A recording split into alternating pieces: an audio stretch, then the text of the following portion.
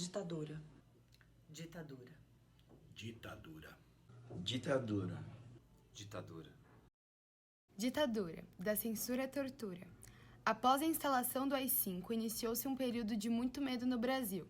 Ele dava ao governo o poder para punir duramente aqueles que fossem considerados opositores do regime. Por isso, o Ato Institucional número 5 tornou a década de 70 o auge da ditadura quando se fala da falta de liberdade de expressão. A pior parte da censura é a... O governo, junto com outras instituições, manipulava quase todas as atividades do cotidiano da população. Censurava jornais e revistas, rádios, programas de televisão, pinturas, poemas, manifestações artísticas e outras maneiras de desafiar o modo de governo da época. Nas escolas, as crianças tinham matérias específicas que exaltavam o regime militar. Essas e outras formas de manipulação faziam a população ter somente conhecimento permitido pelo Estado. Quem possuía mais conhecimento queria mudança. Logo, esta era inviável. O regime militar teve que enfrentar diversos movimentos de resistência. Entre eles, a reação e luta artística ganharam muito destaque.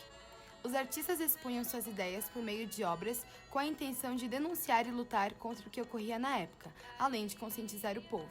Manifestantes reivindicando liberdade organizaram enormes protestos que marcaram o período. Outra forma de reação foi o Show Opinião. Estreado em 1964, ele é considerado uma primeira reação ao golpe. O Opinião foi uma enorme inovação em termos culturais. Criou um modelo de show em que cantores intercalavam canções com falas, contando histórias e opinando sobre questões sociais e políticas.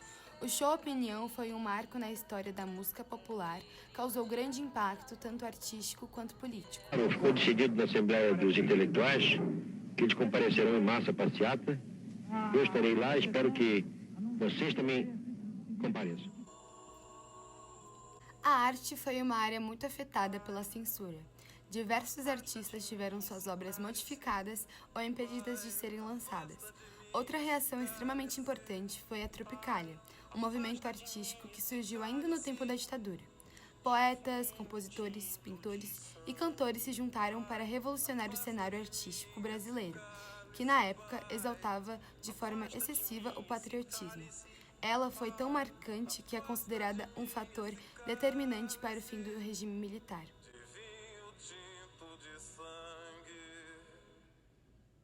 Beber dessa bebida amarga, tragar a dor, engolir a labuta, mesmo calada a boca resta o peito, silêncio na cidade não se escuta, de que me vale ser filho da santa? Assim é o exercício da vontade do povo. Nós fomos eleitos pelo povo, logo somos delegados da sua vontade. Maria Bethânia, Chico Buarque, Elis Regina, Gilberto Gil, Caetano Veloso, Jair Rodrigues, Gal Costa e Milton Nascimento.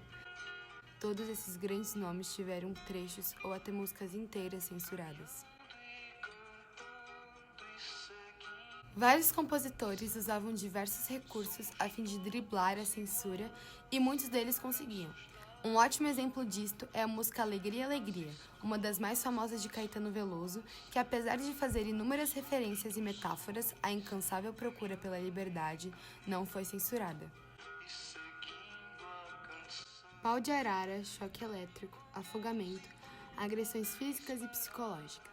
Tudo isso contabilizou pelo menos 20 mil casos de tortura e 434 mortos e desaparecidos. Muitos desses casos seguem ocultos e inexplorados.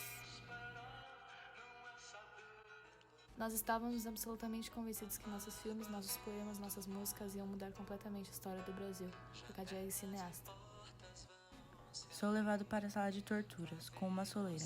Mandam que tire a roupa. Jogam água no chão e colocam álcool nos meus pés. E posso ver por debaixo do capuz que é uma máquina com eletrodos, que são fixados nos meus genitais. Paulo Coelho, escritor. As celas tinham cama e lençol e os aparelhos de tortura foram substituídos por celas com controle de som e de temperatura, as chamadas geladeiras. Os presos eram colocados sem poder dormir, sem comer e em temperaturas baixíssimas. Uma história que compartilho com vocês não por desejo de vingança ou masoquismo, mas porque acredito que a única maneira de fortalecermos a democracia nesse país é conhecendo o nosso passado. A única maneira de combater aqueles que ainda torturam por esse país afora é mostrar que esse é e sempre foi um crime de lesa humanidade. Lúcia Murat, cineasta. Que você vê agora nas ruas por onde anda, na casa onde mora. Procure a minha consciência está aqui no momento da verdade, na hora da decisão, na luta, mesmo na certeza da morte. Não precisamos de heróis. Precisamos resistir, e eu preciso cantar. Tem som? Olha, eles estão empurrinhando muito, sabe? Esse nosso também, desligar o som, não estava no programa, não. Estava no programa, claro, está no programa que eu não posso cantar a música, nem posso cantar Ana de Amsterdã. Não vou cantar nenhuma das duas, mas desligar o som não precisa. E aí começaram a... Eles estavam me pressionando, eles queriam que eu fizesse uma canção louvando a construção da Transamazônica, entendeu? E me disseram que alguns artistas brasileiros, alguns colegas seus estão colaborando conosco, fazendo música. Eles estão aqui me pressionando, me amedrontando. Estão dizendo que alguns colegas meus fazem propaganda do governo militar. Tudo bem, sou um cantor, tem grupo, sou um cantor. Isso é parte de uma tática de pressão. Expõe as cabeças, né?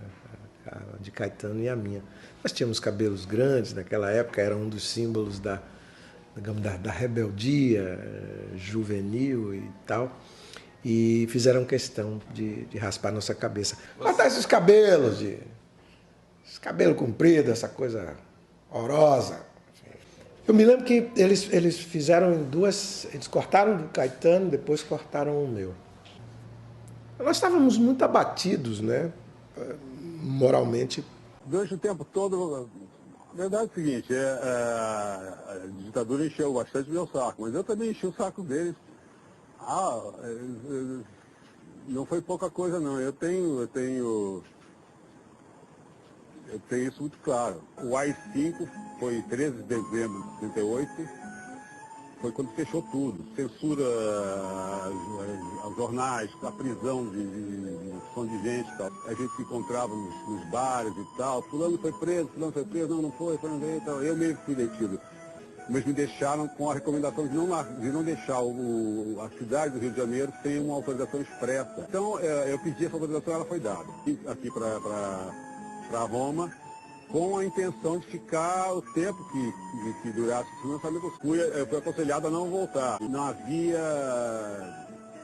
mais segurança para voltar ao Brasil. É deplorável desejar a volta de um regime tão manipulador e abusivo, no qual muitas pessoas lutaram durante anos para que ele chegasse ao tão esperado fim.